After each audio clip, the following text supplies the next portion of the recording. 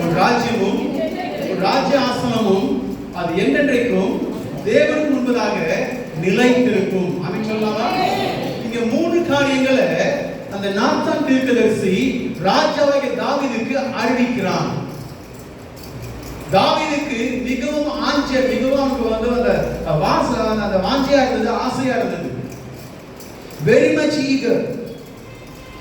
ஒரு நாள் ஆண்டவர் கிட்ட போய் எனக்கு ஆசை கொடுங்கன்னு சொல்லி கேட்கறதுக்கு முன்பதாகவே ஆண்டவர் கொடுத்து முடிச்சிருவாரு. அவருடைய இருதயத்தின் வாஞ்சையை அறிந்த தேவனாய் இருந்தார். சிறு பிராயத்தை ஆடுதான் வச்சுக்கிட்டு இருக்கான். அபிஷேகம் எனக்கு பண்ணுங்க கேட்கவே இல்லை, ராஜா வரணும் கேட்கவே இல்லை. எங்கேயோ இந்த தாவீதை கர்த்தர் நினைவு கூர்ந்தார். அந்த சின்ன வயசிலிருந்து அவனுக்கு அறியாத நேரம் புறக்கணிக்கப்பட்ட தாவீது, ஒதுக்கப்பட்ட தாவீது, அவனுடைய வாழ்க்கையில அவன் கடந்து வந்த சூழ்நிலைகளை ஒருவருக்கும் தெரியாது. எங்க வனாந்தரத்தில் ஆடுகள் வச்சுக்கிட்டு இருக்கான். ஆனால் கர்த்தருடைய கண்கள் அவனை கண்டது.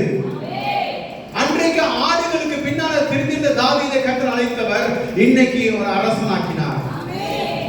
இன்னைக்கு தாவீதின் சந்ததியில ஆண்டவர் இயேசு கிறிஸ்து தன் நாமத்தை சேர்த்துக் கொண்டார். அல்லேலூயா. இன்னைக்கு ஆண்டவர் இயேசு கிறிஸ்து ஒரு பெயருக்கு என்ன தெரியுங்களா? தாவீதின் குமாரன். தாவீதின் குமாரன். ஆமென் சொல்லலாமா? தாவீதின் குமாரன். அந்த வம்சத்திலே அவர் விரும்புகிறார். என்னப்பா தாவீது உனக்கு இவ்வளவு காரியம் எப்படிப்பா வருது உனக்கு? எப்பப்ப ஆண்டவர் சொல்றாரு என் இதயத்துக்கு ஏற்றவன், பிரியமான புருஷன், எனக்கு பிரியமானவன். எங்க இருந்து அந்த அன்பை வாங்கிட்டு அவர்கிட்ட எப்படி உனது வாங்கிக்க முடிஞ்சது? How you have become so important to the Lord. அவருக்கு உலகத்தில் எத்தனை மனுஷர் உண்டாக்கி இருக்காரு, எல்லாரும் கண்கள் இருக்கவருக்கு யாரையும் பார்த்துட்டு தான் இருக்காரு. ஆனா why David is so special for the Lord?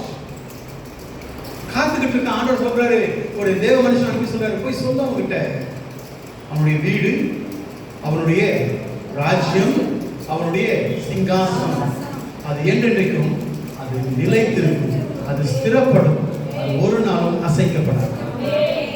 தாவீதுடைய இந்த வசனம் சொல்லப்பட்ட நாட்களை பற்றி யோசிச்சு பார்த்தீங்கன்னா, அவன் ராஜாவான பிறகு கிட்டத்தட்ட 40 ஆண்டுகள் அரசாண்டான். அந்த 40 வருஷங்கள் அரசாண்ட பிறகு இப்போ அவனுடைய வாழ்க்கையில யுத்தங்கள் ஓய்ந்தது. லைஃப்ல என்னால அவனுக்கு யுத்தமே இல்ல. எங்க பார்த்தாலும் ஜெயிக்கிறவன். தாவீது பேசவும் பயப்படுறாங்க. தாவீது வந்துட்டான ஒரு சமாதானம், தாவீது வந்துட்டான ஒரு அமைதி. அப்படியாக தாவீதுடைய வாழ்க்கையில படிப்படியா 40 வருஷம் உயர்ந்து வந்து இப்போ அவனோட வாழ்க்கையில யுத்தங்களே ஓய்ந்து போயிடுச்சு. நீ லைஃப்ல ஸ்ட்ரகிள் இல்ல, பேட்டில் இல்ல, அமைதியா இருக்கிறான். என்ன சொல்லுவாரு? அமைதியா, பீஸ்ஃபுல் லைஃப்.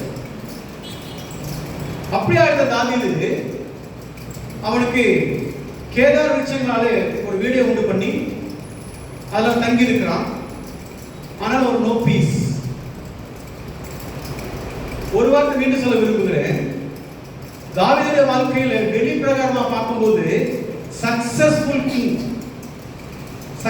கிங், யுத்தங்களை ஜெயித்தவன்.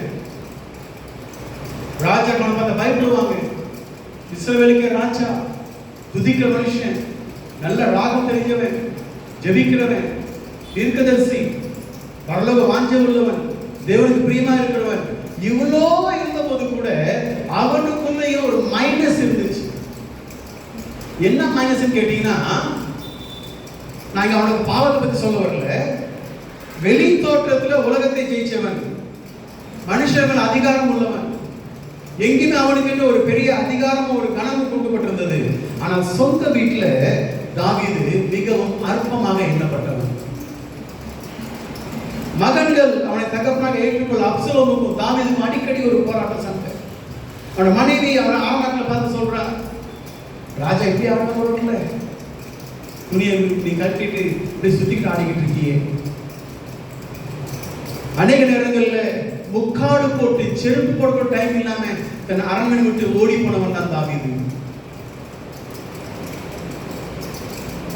பெலிஸ்தர்கள் தேசத்துல போய் பெலிஸ்தர் ராஜாக்கு முன்பதாக பைத்தியக்காரன் நடிச்சு வாய்க்கு நுரைய தள்ளி கை கால் சப்பன மாதிரி நடிச்சுட்டு வெளியே வந்து ஓடி வந்தவன்.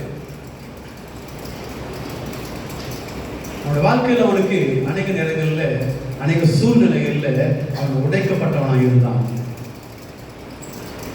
அவனுக்கு அவனுடைய குடும்பத்துல வீட்டுல அவனுக்கு ஒரு கனமோ ஒரு பாசமோ ஒரு அன்போ இல்லாதனால அவன் மிகவும் உடைக்கப்பட்ட சூழ்நிலை கர்த்தர் வார்த்தைகளை கொடுத்து அனுப்புறாரு. Go receive it. This is for David. மத்தேயுல வாசிச்சு பார்க்கிறோம். அது போல சொல்ல விரும்புறேன். நாம் நமக்குள்ள பிரிவினை ஆவிக்கு இடம் கொடுப்போமானால், நாம் நமக்குள்ள குறை பேசுறதுக்கும் வேற இடம் கொடுப்போமானால், அது நாட்டுக்கும் நல்லது இல்லை, பட்டணத்துக்கும் நல்லது இல்லை, சபைக்கும் நல்லது இல்லை, குடும்பத்துக்கும் நல்லது இல்லை. நமக்கு நாமே பிரிந்திருப்பது அது நல்லதல்ல என்று மத்தேயுல வாசிக்கிறோம். மத்தேயு பார்க்கலாம். மத்தேயு 12ஆம் அதிகாரம் வசனம் 25. மத்தேயு 12:25. எடுத்துங்க, சத்தமா வாசிங்க.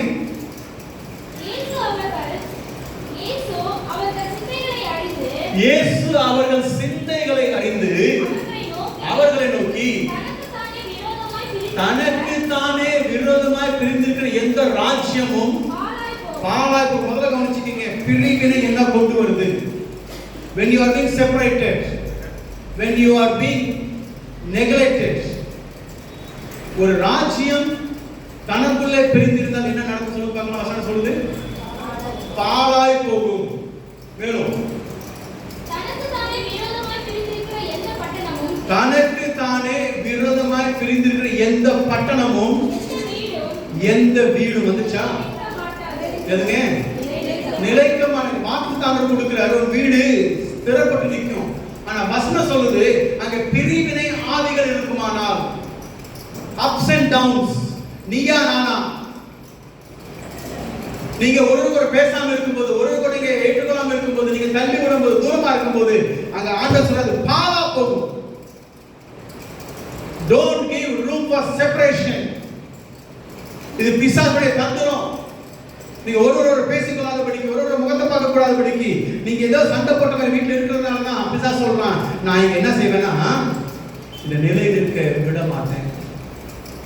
ஏன் உங்களுக்கு ஆசீர்வாதம் வரல? ஏன் நினைக்க முடியல? எத்தனையோ வருஷம் ஆண்டுக்குள்ள வந்தாச்சு, ஜெபம் பண்ணிட்டு இருக்கோம். நினைச்சு பாருங்க, தேவன் இணைந்த மனிதன் பிரிக்காத இருக்கிற வசனம் சொல்லி இருக்கு. ஆனால் நம்ம என்ன செஞ்சுட்டு இருக்கோம்? நமக்கு நாமே பிரிஞ்சு இருக்கிறோம்.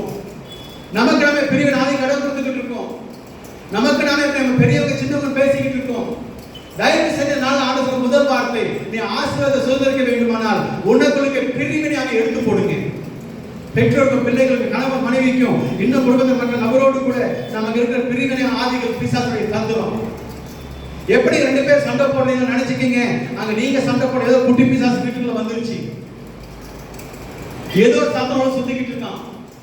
நீங்க ஒருவரை கடிந்து கொள்வதை பார்க்கணும், அந்த பிசாசை ரெண்டு பேர் ஒருமனப்பட்டு துரத்துங்க, உங்க வீடு மீண்டும் கட்டப்படும். அல்லேலூயா, அல்லேலூயா. நான் மீண்டும் சொல்றேன், வைராக்கியத்துக்கும் ஈகோவுக்கும் இடம் கொடுக்காதீங்க. வாழ போற வாழ்க்கை ஒரு வாழ்க்கை. மீண்டும் நீங்க அண்ணன் தங்கச்சி, அண்ணன் தம்பியா இல்ல ஒரு உறவுல மீண்டும் நீங்க பிறக்க போறது இல்ல. இந்த ஒரு லைஃப் கர்த்தர் கொடுத்தது. மீண்டும் கர்த்தர் இணைக்கிறதோ பிரிக்கிறது அவசியம் போல அவரது இணைச்சிட்டாரு, கொடுத்துட்டாரு. தனக்கு தானே நாம் தான் பிரிஞ்சு கொண்டு இருக்கிறோம். Don't give room. ஆண்டவர் சொல்ற இந்த நாளுக்குள்ள உங்களுக்கு வாக்குத்தத்தம் வீடு கட்டப்படும். ஒரு வீடு கட்டப்படும். வீடு கட்டப்படுறது முதல் காரியம் பில்டிங். ஒரு எழுத்துப்படியாக சொல்றேன், எழுத்துப்படியான காரியம். பில்டிங் கட்டப்படணும். என்ன வேணும் அதுக்கு? ஒரு பில்டிங் கட்டப்படுறது முதல்ல என்ன வேணும்? முதல்ல ஸ்கெட்ச் வேணுங்க. எப்படி வீடை கட்டணும்னு ஒரு ஸ்கெட்ச் வேணும். எங்க கிச்சன் இருக்கணும், எங்க பெட்ரூம் இருக்கணும், எங்க நம்ம ஹால் இருக்கணும், எங்க டைனிங் ரூம் ஒரு ஸ்கெட்ச் போடுவோம் இல்லையா? அந்த ஸ்கெட்ச் முதல்ல வேணும். நமக்கு ஒரு தரிசனம் இருக்கணும். சொல்ல ஒரு காரியம், உங்க குடும்பத்தை குறித்து, வீட்டை குறித்து அடுத்த 5 வருஷங்கள் என்ன செய்ய போன ஒரு தரிசனம் இருக்கணும். நெக்ஸ்ட் 5 இயர்ஸ் ஒரு பிளான் போடுறீங்க இல்லையா? என்னென்ன பொருட்கள் சேகரிக்கணும், சேர்த்து வைங்க. Build a house. நான் சொன்ன செங்கல் மணல் கொண்டு அல்ல, ஜெபத்திலையும் துதியிலையும் ஒரு மனதிலையும் வீடை கட்டுங்க. கர்த்தர் அடுத்த வருகிற சில நாட்கள்ல ஒரு வீடை மீண்டும் கர்த்தர் உயர்த்த போகிறார். வீடு சொல்றது பில்டிங் இல்லை, உன் வாழ்க்கை, உன் குடும்ப சூழ்நிலை கர்த்தர் கட்டி எழுத போகிறார். எத்தனை பேர் ஆமென் சொல்றீங்க? ஆமென். இந்த வாக்கு தத்துவத்துல சில விஷயங்கள் நான் எடுத்து வச்சிருக்கிறேன். அது பக்கத்துல 9ஆக சொல்ல விரும்புற காரியம், இங்க 3 காரியம் சொல்லப்பட்டிருக்கு இல்லையா? நான் மூணையும் சொல்லி கொடுக்க ஆசைப்படுறேன். வசனம் 12 சொல்லப்பட்டிருக்கு, வாசிங்க. உன் நாட்கள் நிறைவேறி உன் பிதாக்களோடு நித்திரை பண்ணும்போது நான் உனக்கு பின்பு உன் ஜெனரேஷன், உன் சந்ததியை, உன் சீட், அது என்ன செய்ய போறேன்? எழும்ப பண்ணி அவனுடைய ராஜ்யத்தை நிலைப்படுத்துவேன். இன்னைக்கு சொல்றாரு, உன் ராஜ்யத்தை நிலைப்படுத்துவேன். பிறகு உனக்கு பிறகு உன் சந்ததியையும் இதே ராஜ்யத்தை நிலைப்படுத்துவேன். அல்லேலூயா. சோ தனக்கு தானே பிரிந்திருக்கிற போது விட்டு கொடுத்தீங்கன்னா ஜெனரேஷன் டு ஜெனரேஷன் பிள்ளைகளுடைய சமாதானத்தை காண்பாய். கர்த்தருடைய வார்த்தையின்படி உன் பிள்ளைகள் அப்பத்துக்கு அழகு பார்க்க போறதில்லை. உன் சமாதானம் நிறைவாக இருக்கும். செய்ய வேண்டிய ஒரே ஒரு காரியம் தான், பிரிவினையே கொஞ்சம் ஒதுக்கி வைக்கிறேன். முதல்ல வீட்டில இருந்து ஆரம்பிக்கிறேன். From our own family. நமக்கு நாமே பிரிவினை கொண்டு வரோம். அப்படின்னு சொல்லாமா? ஆண்டவர் சொல்ற, தாவீதே நீ கவலைப்படாத, நீ ஒருவேளை செத்தே போனாலும், நீ இல்லாம போனாலும் உன் பிள்ளைகளுடைய பிள்ளைகளை நான் ஆசீர்வதிப்பேன். அல்லேலூயா. வசனம் 13 வாசிங்களேன். அவன் உன் பிள்ளைகள் என் நாமத்துக்கென்று. இங்க சாலமோனை பத்தி சொல்லப்பட்டிருக்கு. அவன் என்ன செய்வானாமா? ஒரு ஆலயத்தை கட்டுவான். அவன் ராஜ்யபாரத்தை, அவனுடைய ராஜ்யபாரத்தை, சிங்காசனத்தை என்றென்றைக்கும் நிலைக்கும். வசனம் 12 பாத்தீங்க, 13 பாத்தீங்க, தொடர்ந்து வாசிச்சு பாத்தீங்கன்னா இந்த கிங்டம், ராஜ்யம் என்ற வார்த்தையை கட்ட மீண்டும் மீண்டும் சொல்றாரு. 3 முறை 4 முறை சொல்றாரு. அவர் கட்டப்படும் கட்டப்படும் கட்டப்படும். பாருங்க, வீடு கட்டப்பட்ட ராஜ்யம் கட்டப்படுது. ஆமென். When you build up your own house, when you build up your own relationship, உங்களுக்கு உறவுகளை நீங்க ஸ்திரப்படுத்தும் போது கர்த்தர் சொல்றாரு, ராஜ்யம் நிலைத்திருக்கும். The nation will be unshaken. ராஜ்யம் நிலைத்திருக்கிற ஒரே ஒரு ரகசியம், உன் வீடு கட்டப்படும். That begins from your own house. உங்க குடும்பத்திலிருந்து தான் கர்த்தர் அந்த சமாதானத்தையும் அந்த நிலைத்திருக்கிற அனுபவத்தை கொண்டு வர விரும்புகிறார். உங்களுக்குள்ளே பிரிவினை ஆவிக்கு இடம் கொடுத்தீங்கன்னா தேசமும் உருப்படாது. ஆமென். அல்லேலூயா. வசனம் 13, வசனம் 16 வாங்க. என்னங்க ஆண்டவர் சொல்றாரு, நீ உங்களுக்குள்ள பிரிவினை ஆவிக்கு இடம் கொடுக்காம உங்க வீட கட்டப்படும் போது வீட ஸ்திரப்படுத்துவேன், அடுத்த ராஜ்யத்தை ஸ்திரப்படுத்துவேன். இப்ப சொல்ற ஒரு ஜெனரேஷன் நெக்ஸ்ட் ஜெனரேஷன் என்ன செய்ய போற கேட்டீங்கன்னா, நீ இல்லாம போயிடலாம், ஆனா உன் பிள்ளைகள் அனாதைகள் அழைக்கப்பட மாட்டார்கள். நான் அவனுக்கு தகப்பனாய் இருப்பேன். அல்லேலூயா. நான் பிள்ளைகள் அப்பாவா இருப்பேன். I will be the father. அவரே உண்டாக்கின தேவன், அவரே பிள்ளைகளுடைய காரியங்களை